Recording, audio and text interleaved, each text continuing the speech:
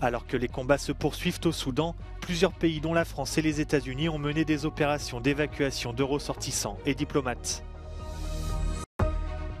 En déplacement au Portugal, le président brésilien Lula a réaffirmé sa volonté de contribuer à une solution négociée en Ukraine. Près de 15 000 cyclistes ont défilé dans les rues de la capitale hongroise Budapest ce week-end à l'occasion du Jour de la Terre.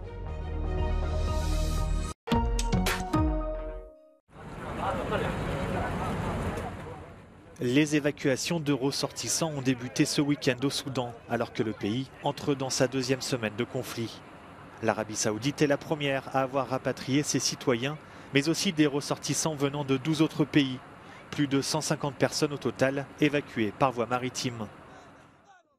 Les États-Unis ont également annoncé avoir mené une opération d'extraction de diplomates américains et étrangers par hélicoptère.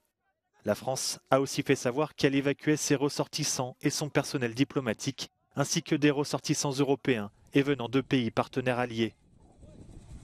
Les combats qui opposent l'armée régulière et les paramilitaires des FSR ont déjà fait plus de 400 morts parmi les civils. Les habitants de la capitale Khartoum sont privés d'eau et d'électricité.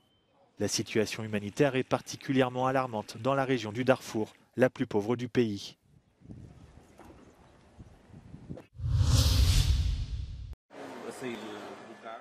En déplacement au Portugal, le président brésilien Lula a réaffirmé sa volonté de contribuer à une solution négociée en Ukraine et a tenté de se justifier après des propos controversés.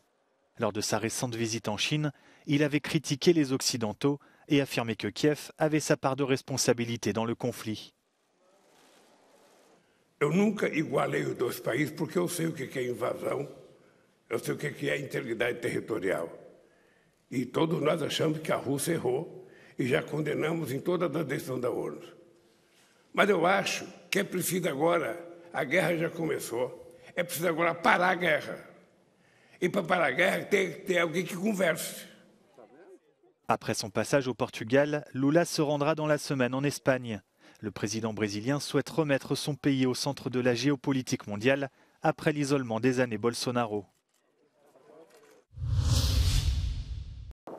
Au Mali, 10 civils et 3 soldats ont été tués samedi.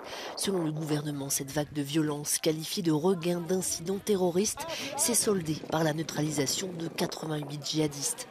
Des djihadistes présumés ont attaqué la zone de l'aéroport de Sévaré dans le centre du pays, faisant exploser des voitures piégées près d'un camp militaire malien. Bilan 10 morts et une 60aine de blessés, tous civils.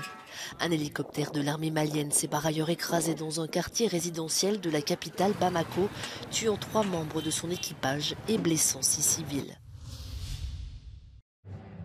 En Israël, la contestation contre la réforme de la justice voulue par Benyamin Netanyahou reste forte. Malgré une pause décrétée par le Premier ministre face à la colère de la rue, des centaines de milliers de personnes se sont rassemblées samedi à Tel Aviv pour la 16e semaine consécutive. Une grande manifestation d'opposants à la réforme est à nouveau prévue ce dimanche. Ils estiment qu'elle est antidémocratique et risque d'ouvrir la voie à une dérive autoritaire. Pour le gouvernement, il s'agit de rééquilibrer le pouvoir entre le Parlement et la Cour suprême.